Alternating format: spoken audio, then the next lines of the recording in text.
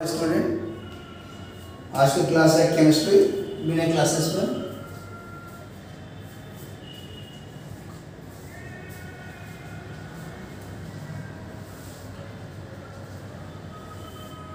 इसके पिछले वाले वीडियो में बताया गया था मोलकुलर वेट के बारे में, और उसी के कंटिन्यूएशन में और आगे ये क्लास चल रही है केमिस्ट्री, सब बेसिक कंसेप्ट।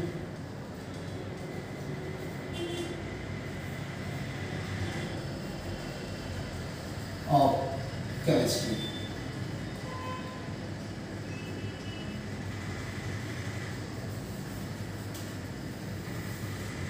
हम लोग को फाइंड करना है कि कोई भी कंपाउंड का मोलकुलर वेट कैसे निकालते हैं। How to find molecular wait.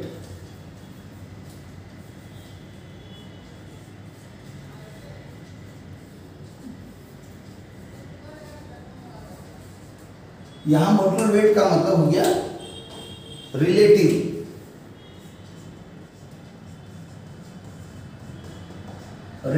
Molecular wait.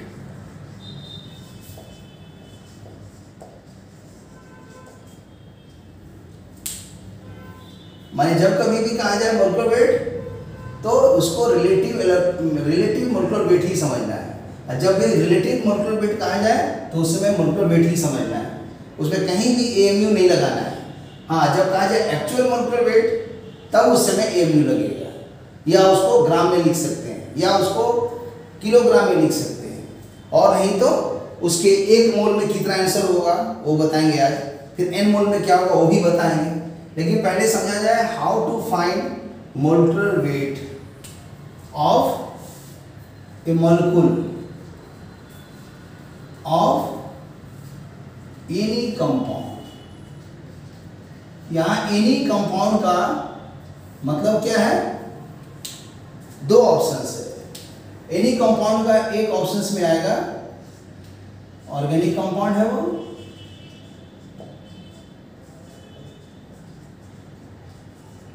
या इनऑर्गेनिक कंपाउंड है।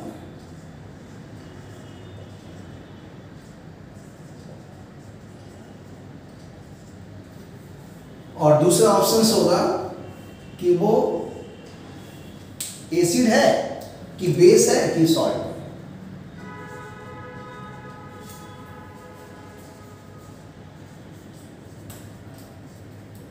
अब यहां पर देखना है कि जो भी मैंने लिख दिया है एसिड बेसिस सॉल्ट, और यहां लिख दिया ऑर्गेनिक इनऑर्गेनिक, ये क्या शो कर रहा है?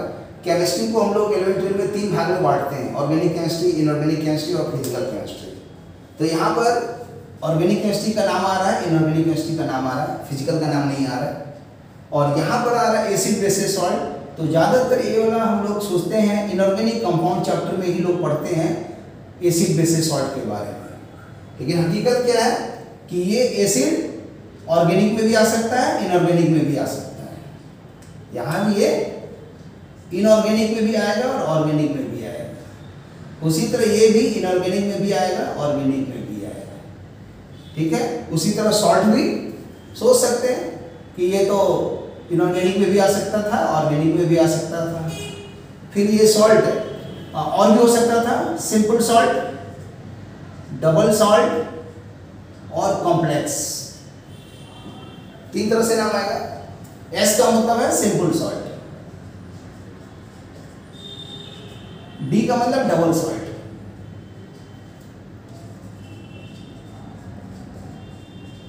और सी माने कॉम्प्लेक्स। तो ऐसा है। तो कहने का मतलब कि यहाँ पर जो भी हम लिख रहे हैं, हमारा काम है कि एक कंपाउंड उठाना है।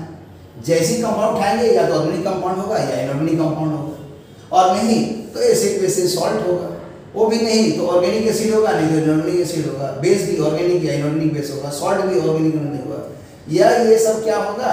तो सिंपल सॉल्ट भी हो सकता है, ये डबल सॉल्ट भी हो सकता है, और ये कॉम्प्लेक्स भी हो सकता है।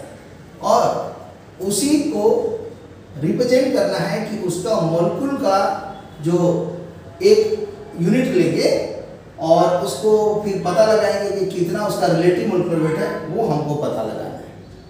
तो ये तभी पता चलेगा जब आप पहले डिसाइड कीजिएगा कि कंपाउंड का नाम क्या है। जैसे हमको एक नाम लिख देते हैं, जो बहुत अच्छा एग्जाम्पल रहेगा। डबल सॉल्ट में एक एग्जाम्पल दे देते हैं, जैसे नाम देते हैं, मान लीजिए पोटासियम। पोटासियम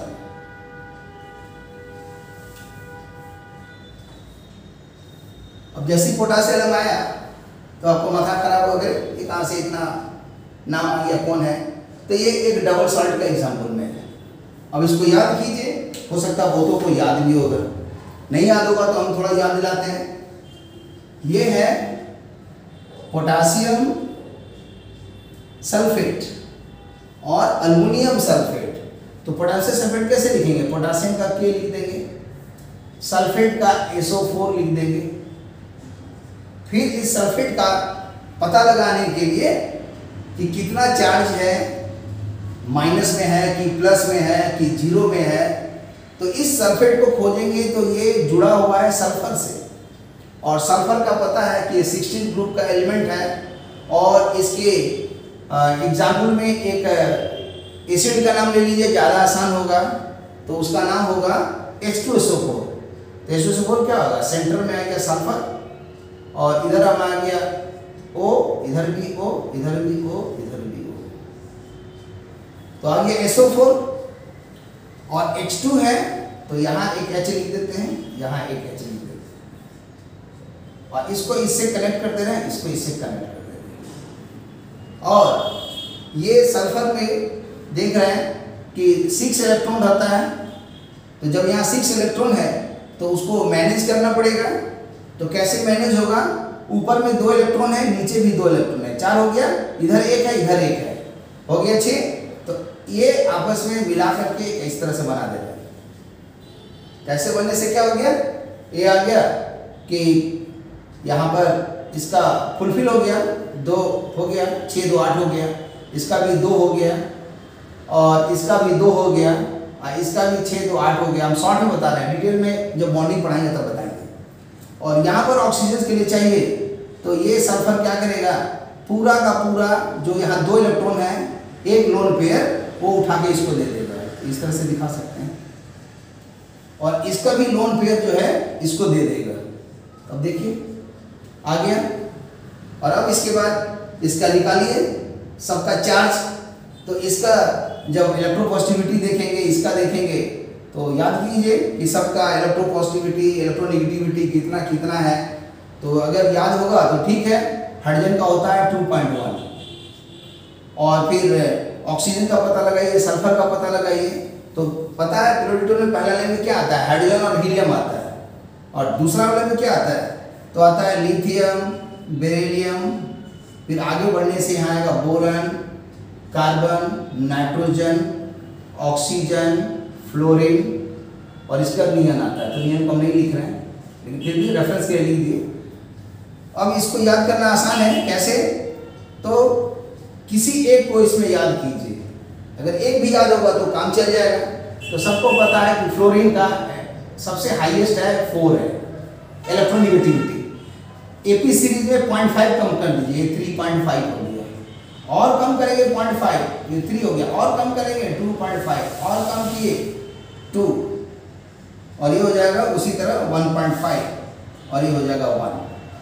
तो इस तरह से सोच सकते हैं कि 1, 1.5, 2, 2.5, 3, 3.5, 4, एक लाइन में थोड़ा सा याद दिलवा दिए। तो इसी का यूज कर देते हैं। और फिर यहाँ पर आएगा, जैसे कि ऑक्सीजन के नीचे सल्फर है, ये कार्बन है 2.5, तो यहाँ भी 2.5 सल्फर का भी सब रटना पड़ता है। इलेक्ट्रोनेगेटिविटी कहाँ से याद कीजिए? किताब का नाम है जेडली। जेडली किताब खोलिए और ढूंढिए चैप्टर सल्फर, और उसमें सल्फर का जो भी ऑक्सी एसिड होगा और उसके जितने स्ट्रक्चर हैं जिसमें ऑक्सीजन का संख्या बढ़ाते जाएगा, सेंटर में सल्फर रहेगा, हाइड्रोजन इधर बढ़ते जाएगा, एक से एक एग्जाम्पल दिया हुआ है, वहाँ पढ़िए, वहाँ से नॉलेज होगा। और ऑक्सीडेशन नंबर के बारे में ढूंढिए, उसको पढ़िए, तो समझ में आएगा।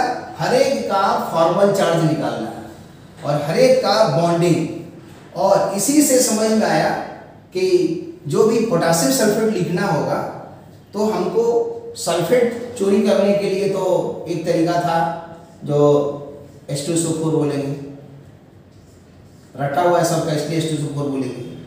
और जैसे ही H2SO4 में ओवरऑल मॉलिक्यूल का चार्ज देखेंगे ना तो जीरो होता है, लेकिन जैसे इसमें से हम एक एक को घसकाना चालू करें, हटाना चालू करें, जैसे देखिए H2SO4 है तो ओवरऑल चार्ज इसका जीरो है। कोई भी एसिड बेसिस सॉल्ट का ऑक्सीडेशन नंबर जीरो होता है, और एलिमेंटल मॉलिक्यूल है जैसे O3 तो इसका भी जीरो होता है।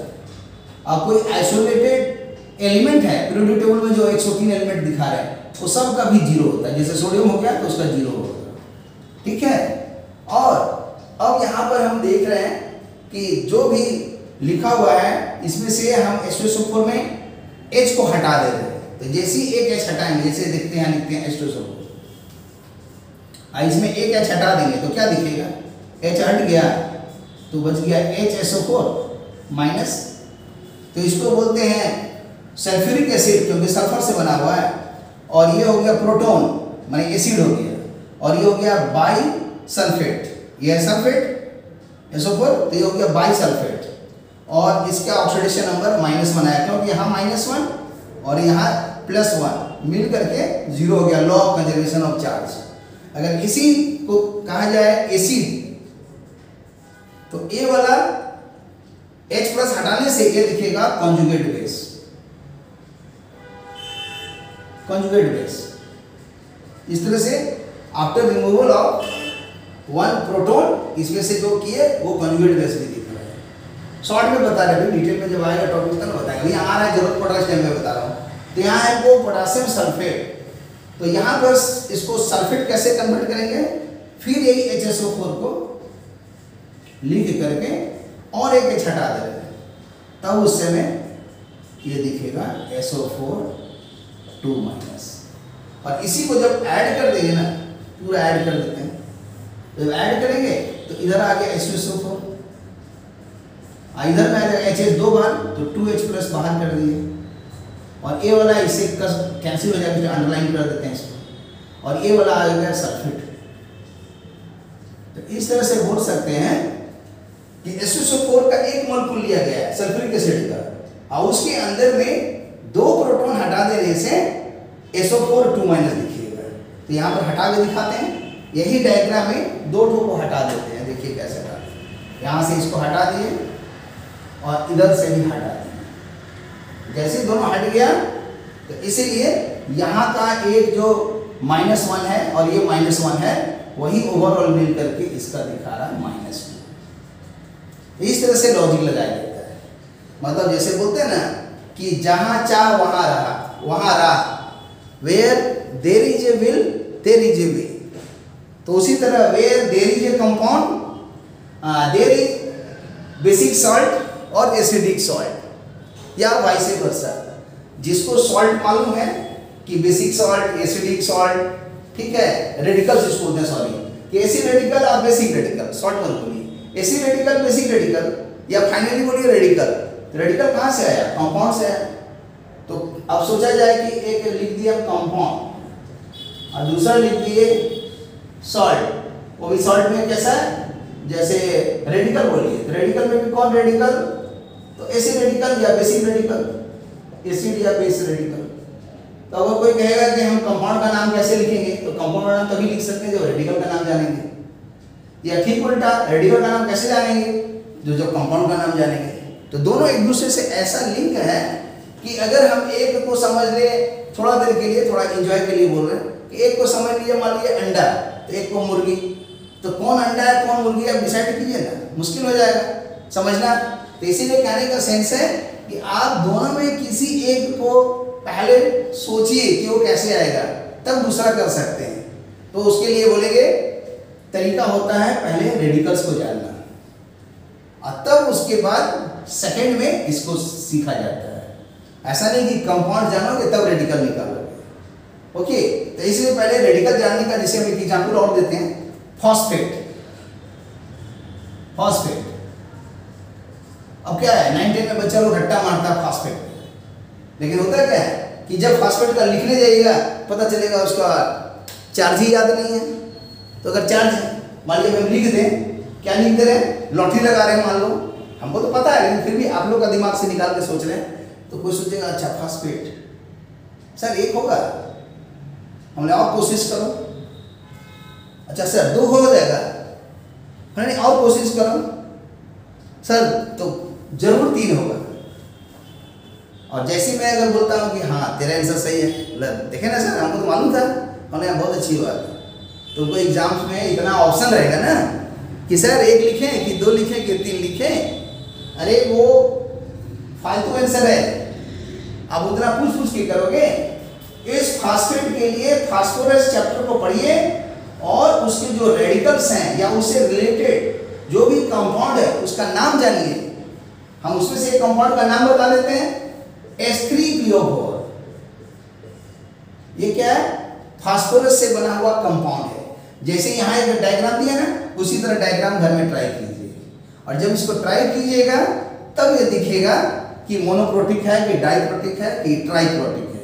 ये नहीं कि यहाँ देख लिया 3 और ट्राइप्रोटिक बोल दिया तो रॉन्ग हो जाएगा, और 2 देख के नहीं बोल सकते क्योंकि ये सब एंट्रेंस एग्जाम में आता है ताकि बच्चा बोले कि हाँ 3 एसिड है, 2 एसिड है, 1 एसिड है। कभी कभी 3 होने पर भी वो 2 होता है। तो जब ये सब टॉपिक्स आएगा तो हम बताएंगे, एसिडिटी अल्कलिनिटी में उसमें ये सब हम पढ़ाएंगे अच्छा से। अभी सीधा समझिए कि फास्फेट का अगर इसको ब्रेक करें, जैसे ये वाला ब्रेक किया ना, तो इसी तरह तोड़िए कि इसको तोड़ेंगे एक तो H+ हटा देंगे, तो जब H+ हटाएंगे तो बनेगा HPO4-, फिर HPO4 को लिखेंगे, एक तो हटाना आते यहाँ पर H2 बचेगा, 2 ऐसे सोचिए। फिर इस H2PO4 को हम रफ में थोड़ा बता रहे हैं हल्का, इसको और एक निकाल देंगे H+, तो फिर दिखेगा HPO4, ऐसे सोचिए। अब फिर और हटाइए तो फिर लिखिए HPO4, फिर हटाइए H+। अब होगा कि नहीं होगा तो हम अभी आंसर डायरेक्ट नहीं दे रहे हैं क्योंकि इसको तो आपको निकालने पड़ेंगे ना। पहले यहाँ से हटाएं H2H, तब आया -1 अब फिर ए वाला को लेके हटाएं तो ए वाला हो जाएगा -2, देखिए -2 लिख दिए, यही -2 हो गया, या ऐसे लिख देते हैं डायरेक्ट 2- और यहाँ पे 2-, फिर ये 2- एक H हटा दिए तो ये 3- हो जाएगा।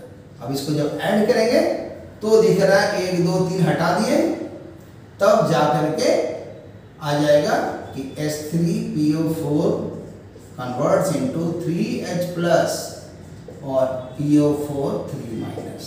तो फास्फेट का ऑक्सीडेशन नंबर निकला 3, और जैसे 3 निकला तो अब यहाँ जो हम लिखे थे, मान लीजिए पोटासियम सल्फेट है, तो सबको पता है कि पोटासियम का तो 1 होता है और सल्फेट का जो होगा वो तो 2 होता है। साइन नहीं बैठाना है, खाली न्यूमेरिकल वैल्यू बैठाना है। तो सॉल्व होकर क्या आ जाएगा, K2SO4, यहाँ लिखेंगे K2SO4। फिर इसमें एक और आता है अल्युमिनियम सल्फेट, तो अल्युमिनियम लिखेंगे और सल्फेट लिखेंगे। अल्युमिनियम का पीरियोडिक टेबल से आता है 3 और सल्फेट का आता है 2, तो क्रॉस करेंगे तो Al2SO4 थ्राइस।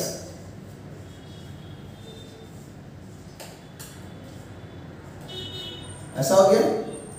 और इसमें आता है वाटर 24 मोलिक्यूल है, ऐसा डॉट लगा दिए। ये है पोटास एलम का फार्मूला, और ये है डबल साल्ट। क्यों डबल साल्ट है, इसमें पोटासियम भी दिख रहा है और अल्युमिनियम भी दिख रहा है। तो ये जो कैटायन से दो जो है और एनायन जो है वो दिख रहा है सल्फेट सल्फेट कॉमन है।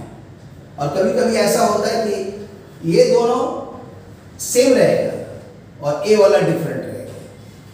तो डबल साल्ट लिखने के बहुत से तरीके हैं, एक एग्जांपल मैंने दिया है। अब हमको इसी का ही निकालना है मोलिकुलर वेट, क्योंकि कंपाउंड का नाम कौन हुआ, पोटासियम, और उसका मोलिक्यूल क्या हुआ, तो एक मोलिक्यूल ऐसा लिखा गया।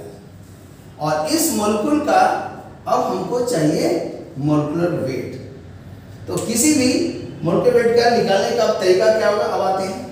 तो क्या क्या मैंने बताया समझिए।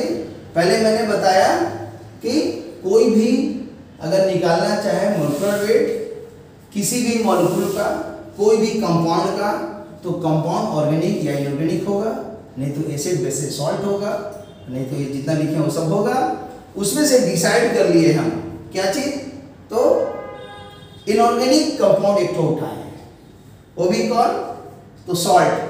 कौन सॉल्ट, तो डबल सॉल्ट। कैसा डबल सॉल्ट, तो पोटास एलम, तो ये एक फार्मूला हो गया। फिर इसी से और क्या निकालेंगे कि कौन कौन एलिमेंट प्रेजेंट है, तो देखेंगे तो बोलेंगे पोटासियम एलिमेंट है, अल्युमिनियम है, फिर सल्फर दिख रहा है, ऑक्सीजन दिख रहा है, हाइड्रोजन दिख रहा है, ठीक है। तो ये सब पीरियोडिक टेबल में दिखाई दे रहा है। तो अब क्या करना है कि इसके मॉलिक्यूलर वेट वही इंसान निकाल सकता है जिनको पीरियोडिक टेबल पूरा याद हो। और 103 एलिमेंट एसपीडीएफ में जो मैंने एलिमेंट्री एजुकेशन में बताया था, थोड़ा सा बेसिक आइडिया, तो उस आइडिया का यूज करो। और हम ये मान के चल रहे हैं कि सभी बच्चों को एटॉमिक वेट हर एलिमेंट का पीरियोडिक टेबल से पूरा का पूरा याद है, और नहीं याद है तो आप उसको याद करिए। और अब देखा जाए, अब इसका आंसर निकालते हैं कि कैसे निकलेगा। तो समझ लीजिए कि जैसे हम लोग बाजार में, मार्केट में कुछ सामान खरीदने जाते हैं तो कैसे रहता है, एक सामान का नाम हो गया पोटासियम, और नीचे जो लिखा हुआ 2 माने 2 किलो लेना है, ऐसा समझो। सल्फर के नीचे कुछ नहीं लिखा हुआ है, माने 1 किलो लेना है। ऑक्सीजन के नीचे 4 लिखा है, 4 किलो लेना है। अल्युमिनियम एक चीज है, उसका 2 किलो लेना है। और ये सब मिला करके एक साथ 3 किलो लेना है। और मॉलिक्यूल जो वाटर है वो 24 तो लेना है, और गुना अगर कर दोगे तो 24 गुना 2, हाइड्रोजन 48 तो लेना है, और ऑक्सीजन 24 तो लेना है। तो इसके लिए क्या होना जरूरी है, लाइन से देखिए, एटॉमिक वेट मालूम होना चाहिए। वो भी किसका, atomic weight of any element. तो एनी एलिमेंट का मतलब यहां पर हो गया यूजिंग पीरियोडिक टेबल 1 से लेकर के 103। ये है एटॉमिक नंबर, एटॉमिक नंबर का वेरिएशन है। 1 से लेकर 103 जा रहा है। 1 में हो जाएगा हाइड्रोजन, और इसमें चल जाएगा लॉरेंशियम। तो हाइड्रोजन से लॉरेंशियम में पूरा पीरियोडिक टेबल में जितने भी एलिमेंट हैं एसपीडीएफ में अरेंज है, सबका सिंबल दिया रहता है, सबका वैलेंसी दिया रहता है। उसी में देखोगे एटॉमिक वेट भी दिया रहता है। तो वही एटॉमिक वेट को याद करना है। वो कैसा होगा, जैसे हम एग्जाम्पल देते हैं, मान लिया एक का नाम दे दिया x, एलिमेंट का नाम, तो यहाँ पर लिखा रहता है एटॉमिक नंबर, इसको बोलते हैं Z, और ये शो करता है number of proton inside the nucleus of the atom, और यहाँ रहता है उसका मास नंबर। और मास नंबर नहीं होगा, अगर वो आइसोटोप्स होगा तो उसका वो वेटेड मीन होगा, ठीक है। और वो बता चुके हैं हम आइसोटोप चैप्टर्स में। तो इस तरह से ये आंसर्स और ये आंसर दिया रहता है। एग्जाम्पल में मान लीजिए इसका नाम दे देते हैं हम सोडियम, तो जैसे सोडियम देंगे तो इसका एटॉमिक नंबर गेस कीजिए क्या है। तो अगर पीरियोडिक टेबल को पता है तो जरूर मालूम होगा 11 होता है, और इसी से इलेक्ट्रॉनिक स्ट्रक्चर लिखते हैं। और इसका मास नंबर निकालेंगे तो आएगा 23 शो करता है number of proton plus neutron.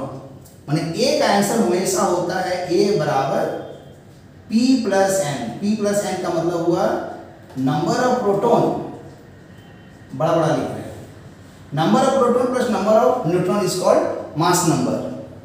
और ये Z जो है ये शो करता है एटॉमिक नंबर।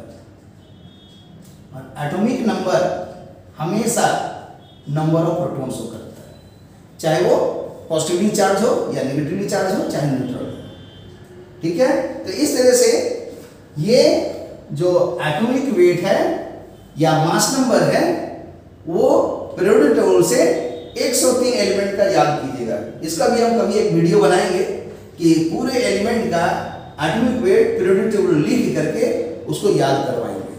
कम से कम 103 में लगभग सोचिए 50%, 50 तक का जो इम्पोर्टेंट है उसका तो जरूर याद रखिए। तो यहाँ पर हमको जरूरत पड़ रहा है जिसका हम लिख दे रहे हैं। जैसे पहला आया पोटासियम, तो पोटासियम का रट के रखिए 39, ये सब क्या है, एटॉमिक वेट। लिख देते हैं, यहाँ हुआ एलिमेंट का नाम आया, ये एलिमेंट आया और यहाँ पर आया एटॉमिक वेट। यहाँ एटॉमिक वेट का मतलब हो गया रिलेटिव एटॉमिक वेट, ये ब्रैकेट में लिख देते हैं रिलेटिव, ठीक है, ये रिलेटिव एटॉमिक वेट है। तो पोटेशियम का हो गया 39। और देखें इसका है तो आएगा, इसके बाद लाइन से देखते हैं, सल्फर है तो सल्फर का याद करो जैसे हम याद किए हुए, और ये आ जाएगा 32। और थोड़ा बहुत अपना दिमाग लगाइए भाई, कैसे दिमाग लगेगा, डेली डेली पीरियड टेबल खोलिए, देखते रहिए, अपने याद हो जाएगा। पोटेशियम का लिख दिए, सल्फर का लिख दिए, ऑक्सीजन का लिख देते हैं, ऑक्सीजन का होता है 16। फिर एल्युमिनियम का लिख देते हैं, एल्युमिनियम का होता है 27। सल्फर का आ चुका है, ऑक्सीजन का आ चुका है, अब ऑक्सीजन का आ गया, हाइड्रोजन बच गया, हाइड्रोजन का होता है 1.008। तो राउंड में हम एक ही लिख देते हैं, ठीक है। और अब इससे हम सॉल्व कर लेंगे, तो सॉल्व करके निकल जाएगा आंसर। कैसे, अब देखा जाए मॉलिक्यूलर वेट,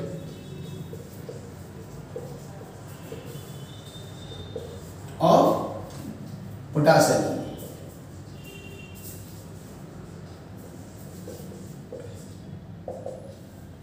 जो भी इस डबल सॉल्ट के एकदम आगे में कुछ नहीं लिखा हुआ वो शो करता है मॉलिक्यूल को। जैसे कहीं पर लिख देंगे हम H2SO4, इसके आगे लिख दिए 3, तो ये 3 शो करता है मॉलिक्यूल को, ये है मॉलिक्यूल, ठीक है। और ये जो अंदर में दिख रहा है, जो उसको बोल सकते हैं सफिक्स, हिंदी में बोलते हैं प्रत्यय, इसको बोलते हैं उपसर्ग, ये प्रीफिक्स हुआ। तो जो उपसर्ग है पहले वो मॉलिक्यूल को शो करता है, जो अंदर वाला है वो एटम को शो करता है। हाइड्रोजन का 2 एटम, सल्फर का 1 एटम, ऑक्सीजन का 4 एटम मिलेगा तब इसका एक मॉलिक्यूल बनता है। लेकिन अगर इसका 3 मॉलिक्यूल बनाना होगा तो सीधा ये एक मॉलिक्यूल का आप जान ही रहे हैं, कुछ नहीं लिखा रहेगा तो एक मॉलिक्यूल, उसका 3 टाइम्स कर देंगे तो हो जाएगा 3 मॉलिक्यूल। और 3 मॉलिक्यूल माने 6 एटम हाइड्रोजन का हो गया, सल्फर का 3 एटम हो गया और ऑक्सीजन का 12 हो गया। तो एक मॉलिक्यूल पर समझिए यहाँ एक मॉलिक्यूल है, तो अब देखिए वेट कैसे निकलेगा। जो हम बताए थे कि मार्केट से खरीदने गए आलू प्याज जैसा, पोटेशियम खरीदे हैं, सल्फर खरीदे हैं, ऑक्सीजन खरीदे हैं, एल्युमिनियम खरीदे हैं, फिर हाइड्रोजन खरीदे हैं।